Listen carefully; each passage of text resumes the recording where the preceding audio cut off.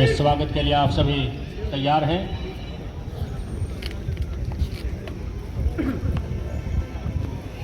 आज के इस कार्यक्रम में अपने प्रदेशाध्यक्ष यशस्वी प्रदेशाध्यक्ष श्री मोहनलाल बड़ौली जी, साथ में राजकुमार कटारिया जी, पार्टी के वरिष्ठ नेता, और आज के कार्यक्रम की अध्यक्षता कर रहे हैं बहुत ही मेहनती भाई बजेंद्र मलिक जी। सभी का अभिवादन, अभिनंदन, जोरदार तालियां बजाएं, जोरदार तालियों से स्वागत। संयोजक और प्रदीप बड़वासनी सह संयोजक रीना शर्मा जी गुलदस्ता दे करके स्वागत करेंगे।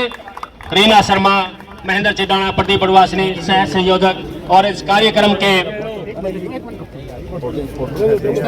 के संयोजक है रामपुर चिदाना, पूर्व विधायक भी यहाँ पर पहुंचे। सभी का यहाँ पर अभिवादन, अभिनंदन, बहुत ही अच्छा स्वागत देखने को मिला। सभी ने स्वागत किया, बहुत बहुत आभार। सभी का यहाँ पर पहुंचने पर आभार प्रकट करते हुए कृपया अपना स्थान ग्रहण करें। सभी नेतागणों से अनुरोध।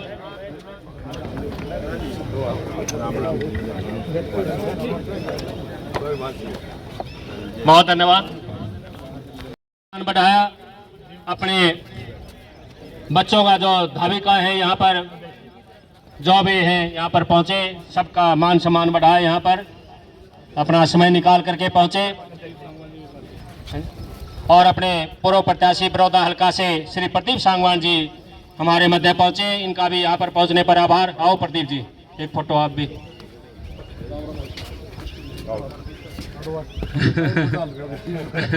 बहुत धन्यवाद। और मैं अध्यक्ष जी से निवेदन करूंगा कि आप लोग महेंद्र चिदाना और सुनील जी जो पीए हैं उनके, विपिन गोयल जी कैबिनेट मंत्री के नहीं आ पाए, व्यस्त है आज प्रोग्राम में। सभी ने लोक माता को, सभी का आभार। कृपया एक बार अपना स्थान ग्रहण करें। मैं आए हुए अपने यशस्वी प्रदेशाध्यक्ष श्री मोहनलाल बड़ौली जी का स्वागत करें। श्री रीना जी। आदरणीय प्रदेश अध्यक्ष जी मोहनलाल बड़ौली जी, आपका जो है हमारे प्रोग्राम में स्वागत है। हमारे भाई प्रदीप सांगवान जी, मेरे जिला अध्यक्ष कटारिया जी, डॉक्टर नांदल जी, और मेरे पार्टी के बहुत धन्यवाद। रीना जी, उनकी जो कूटनीति थी, आज उसी प्रकार से देश के प्रधानमंत्री नरेंद्र मोदी ने देश को आगे बढ़ाने के लिए काम किया है। और माता अहिल्याबाई होलकर के जीवन से सभी शासन करने वाले शासकों को भी बहुत कुछ सीखने को मिलता है। इसीलिए ये जन जन तक उनके जीवन की पूरी कहानी जो है सब आम जनता तक जाए, इस प्रकार का प्रयास भारत सरकार का भी है और भारतीय जनता पार्टी के सभी कार्यकर्ता इस काम में लगे। अध्यक्ष जी, गोहाना नागरिक हॉस्पिटल की बात करते हैं, जैसे आपने अहिल्याबाई होलकर का जिक्र किया है, उन्होंने अच्छा शासन चलाया, लेकिन 11 वर्ष हो चुके हैं आपके शासन को। गोहाना नागरिक हॉस्पिटल में ना तो अथवा डॉक्टर है ना बच्चों का डॉक्टर है। मंत्री जी को भी अवगत करा चुके हैं, लेकिन अभी तक डॉक्टरों को व्यवस्था नहीं मिली। डॉक्टरों की कोई कमी नहीं है किसी भी प्रकार से, और डॉक्टर हैं, कहीं कहीं स्पेशलिस्ट डॉक्टरों की कमी जरूर है, उसको बहुत जल्दी पूरा करें। नहीं मिले ना सर, गोहाना में डॉक्टरों की कोई कमी नहीं है। डॉक्टरों के जो डॉक्टर नहीं है, बच्चों के भी डॉक्टर हैं, सबके डॉक्टर हैं यहाँ पे, कोई ऐसी बात नहीं है। आपने जानकारी दी है, उसकी जांच करवाई। अध्यक्ष जी, नौकरियों में सामाजिक और आर्थिक आधार पर अंक दिए जाने को लेकर भूपेंद्र हुड्डा ने सवाल किया है बीजेपी से कि उन्होंने कोर्ट में अच्छे से पैरवी नहीं करी, इसलिए ये जो कोर्ट में गए हैं वो कांग्रेस के ही गए हैं, भूपेंद्र हुड्डा से आदमी गए हैं। वो भूपेंद्र हुड्डा साहब से मैं आपके चैनल के माध्यम से कहना चाहता हूं, पहले कांग्रेस पार्टी जिस प्रकार से वो पुराने समय से काम करते रहे हैं, बांटो राज करो, और उसी प्रकार से चाहे सरकारी नौकरियों को लगाने की बात हो, तभी कांग्रेस के वकील उसकी पैरवी करते हैं कि उस पर रोक लगे।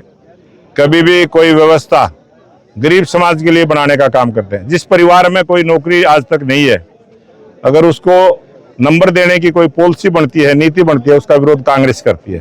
और भारतीय जनता पार्टी सब उन बच्चों के साथ है, उनके रोजगार देने की जो गारंटी भारतीय जनता पार्टी की सरकार है, उनको रोजगार को सुरक्षित रखने की गारंटी हमारी है। एक बड़े अखबार द्वारा गलत खबर छापने के बाद ममता बनर्जी द्वारा सिंदूर बांटने के लेकर कोई सवाल खड़े किए प्रधानमंत्री ये इस प्रकार से एक कल मीडिया के माध्यम से भी और सोशल मीडिया के माध्यम से भी और एक दो चैनल ने भी वो खबरें चलाई है, फेक न्यूज को चलाया है और बीजेपी और सरकार का नाम लेके चलाया है।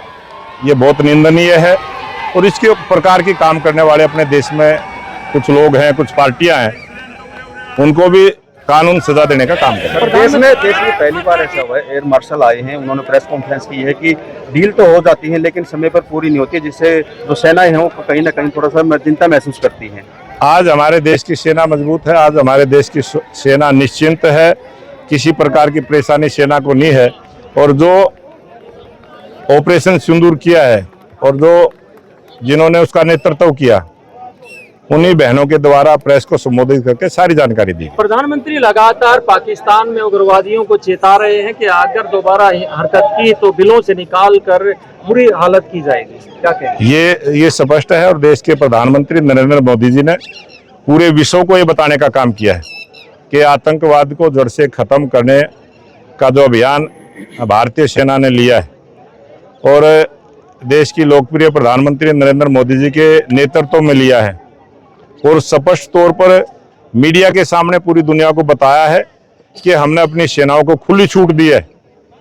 आतंकवाद की कोई भी घटना किसी भी प्रकार से कोई करने का प्रयास करेगा तो करने वाले को भी, उसको संरक्षण देने वाले को भी, और जिस भूमि से वो आतंकवाद की घटना की योजना रचना बनेगी, कोई ट्रेनिंग कैंप चलेगा, उनको भी उनके देश में ध्वस्त करने का काम हमारी सेना करेगी। दोबारा से मॉक ड्रिल की बात कही जा रही है, इसे देखते हुए पाकिस्तान में तो खलबली है ही, देश की जनता भी सोच रही है क्या दोबारा से फिर से आज देश की जनता देशभक्त है और देश की देशभक्त जो जनता है उसको इस प्रकार से मोटिवेट करने का ये है अभियान और ये अच्छी बात है।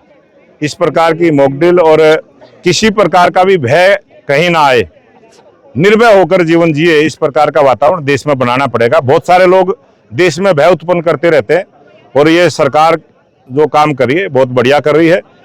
मॉक ड्रिल के माध्यम से लोगों को जागरूक करने का काम करेंगे। सर, देश में हरियाणा में पानी की समस्या जो कि तो बनी हुई है, लेकिन कई जगह देखा गया जहां वीआईपी आते हैं उनसे पहले छिड़काव किया जाता है, लेकिन कहीं क्लर्कों को सस्पेंड किया जाता है। इस हरियाणा प्रदेश में अगर सबसे बड़ा वीआईपी है तो आप जैसा भाई है, सामान्य आदमी है और मैं तो आपको मानता हूं जब आप आए हैं तो आपके आने से पहले आपके आगे छिड़का हुआ होगा। वंदे मातरम, वंदे मातरम, वंदे मातरम, वंदे मातरम, वंदे मातरम।